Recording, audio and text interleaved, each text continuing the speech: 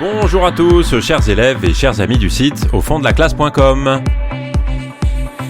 Dans cet épisode, nous allons traiter l'un des points de grammaire pour l'oral, la phrase complexe.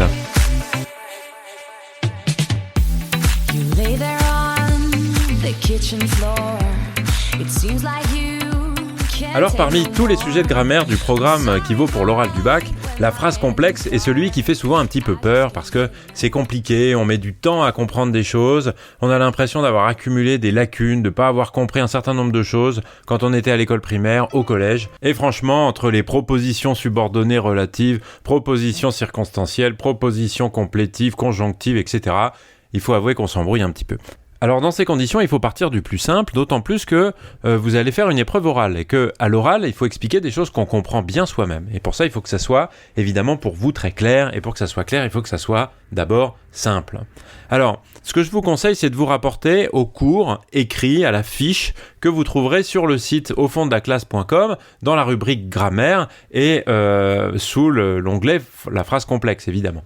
Et ça vous permettra, parce que j'essaye de le suivre aussi un petit peu pour que ça soit plus simple, de suivre ce podcast ou en tout cas de le réviser d'une manière qui soit plus efficace. Alors, une phrase complexe, ça s'oppose à une phrase simple. Une phrase, c'est quelque chose qui est composé d'au moins un verbe conjugué. Donc pas l'infinitif, pas un participe, un verbe conjugué, avec une personne. Souvent, il y a un sujet aussi, mais pas forcément. Après tout, une phrase à l'impératif, de type « allez, viens » ou « viens ». Ça suffit pour faire une phrase. Mais en tout cas, une phrase simple, c'est une phrase qui ne possède qu'un verbe conjugué. Donc, la première chose à faire quand vous avez à analyser la phrase complexe, comme on le dit, ou à trouver des propositions subordonnées, des choses de ce genre-là, en tout cas quand la question porte sur ce genre de notion du programme, c'est relever les verbes conjugués. On va prendre un exemple et voir que, en fait, au-delà de la phrase simple, donc la phrase complexe, c'est relier plusieurs phrases simples ensemble, et c'est pour ça qu'on dit que c'est une phrase complexe. Et donc, pour relier ces phrases simples, et en faire une phrase complexe, il faut qu'il y ait une relation. Et cette relation, il y en a trois possibles en fait. C'est la juxtaposition, la coordination et la subordination. Alors, je vais vous donner un exemple pour chacune de ces possibilités. Le garçon avance dans la forêt, virgule, il a peur. Qu'est-ce qu'il y a pour relier ces deux phrases ? En fait, rien. Il y a le garçon avance dans la forêt et à côté, il a peur. À la limite, il y a une virgule entre les deux, mais seulement ça. Quand on met deux phrases simples l'une à côté de l'autre pour les intégrer dans une phrase unique, qui est donc une phrase complexe du coup puisqu'il y a deux verbes conjugués, avance et a, dans notre cas ici, on parle de juxtaposition. Juxtaposer, ça veut dire mettre l'un à côté de l'autre. Donc, c'est pas très compliqué. Deuxième exemple. Le garçon avance dans la forêt, mais il a peur. Qu'est-ce qui relie ici mes deux phrases simples ? Le garçon avance dans la forêt et il a peur, eh bien, c'est un petit mot qui est « mais ». Vous savez, parce que c'est un vieux souvenir d'école primaire, que « mais » appartient à une liste qui est bien connue des élèves, qui est « mais où est donc Ornicard ?» Et que cette liste, eh bien, c'est la liste de ce qu'on appelle les conjonctions de coordination en français. Et dans ce cas, quand c'est une conjonction de coordination qui relie les deux phrases simples, eh bien, on parle de coordination, et donc de phrases coordonnées.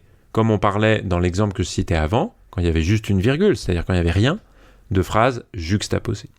Et maintenant, on va introduire le cas qui est plus complexe, qui est un petit peu plus difficile, parce qu'il y a beaucoup plus de variétés, en fait, et qu'on va développer dans un autre épisode.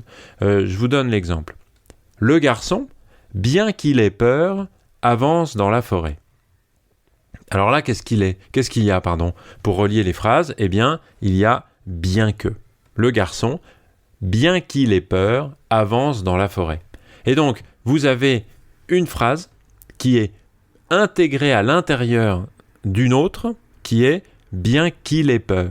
Et donc, vous voyez bien ici que dans cette phrase-là, il y a une phrase principale, qu'on appelle souvent la proposition principale, qui est « le garçon avance dans la forêt ». Et puis, il y en a une autre qui est intégrée à l'intérieur donc de cette phrase simple, qui est « bien qu'il ait peur ». D'ailleurs, on peut l'enlever. On pourrait dire tout simplement « le garçon avance dans la forêt ».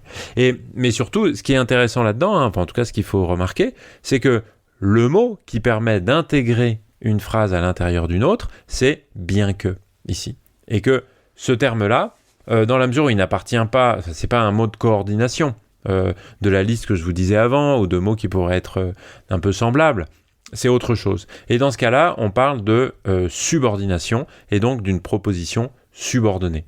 La subordination, en fait, c'est la relation d'une phrase qui n'est pas autonome à la phrase principale. Alors, vous pouvez remplacer phrase par proposition, comme on le dit souvent dans la grammaire traditionnelle, et dans ce cas-là, on parle de proposition principale et de proposition subordonnée. Et donc, il y a une relation hiérarchique, c'est ça qui fait la différence avec les deux autres cas. Parce que dans la juxtaposition et dans la coordination, les deux phrases simples qu'on a mis ensemble pour en faire une phrase complexe sont au même niveau.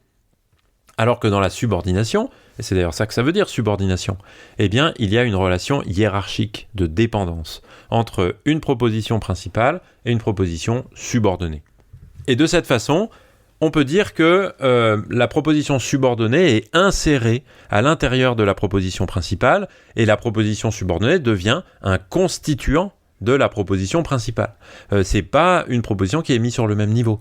La coordination et la juxtaposition, elles laissent leur autonomie aux deux propositions, aux deux phrases. Alors que la subordination, elle établit une hiérarchie grâce à un outil qu'on appelle un subordonnant. Et ce mot subordonnant, dans le détail, ça peut être différentes choses. Ça peut être une conjonction de subordination, comme on dit. Ça peut être un pronom relatif. Ça peut être encore d'autres choses. Mais en tout cas, on peut l'appeler de manière un peu générique un subordonnant. Et ce subordonnant, il indique donc le début de la proposition subordonnée et surtout, il permet l'emboîtement de la subordonnée à l'intérieur de la phrase principale. Et à l'intérieur de la principale, la subordonnée est un groupe, en fait, qui a une fonction, comme n'importe quel groupe de mots. Ça peut être sujet, ça peut être COD, ça peut être COI, ça peut être complément circonstanciel ou même attribut ou épithète. Et on peut donc dire à ce titre-là que la proposition subordonnée, comme on dit souvent, c'est une sous-phrase. Et d'ailleurs, certains grammairiens utilisent cette expression de sous-phrase à la place de proposition subordonnée. Et en effet, ce sont des phrases, en fait, avec un sujet, un verbe conjugué, éventuellement des compléments, qui sont insérés à l'intérieur d'une phrase qui est hiérarchiquement plus élevée. D'où ce nom de sous-phrase ou de proposition subordonnée, ce qui revient au même.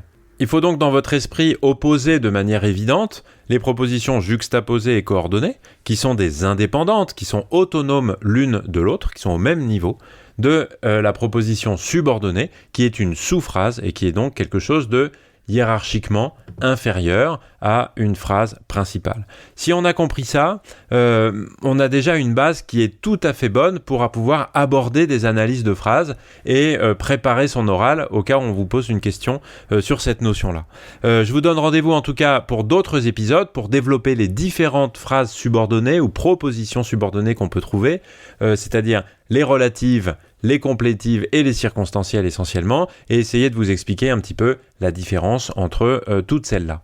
Voilà en tout cas les premiers éléments que je voulais vous donner sur la phrase complexe. Vous pouvez retrouver un certain nombre de choses sur le site internet aufonddelaclasse.com à la rubrique grammaire. Je vous dis merci beaucoup de m'avoir écouté et à très bientôt. Ciao ciao. You lay there on the kitchen floor.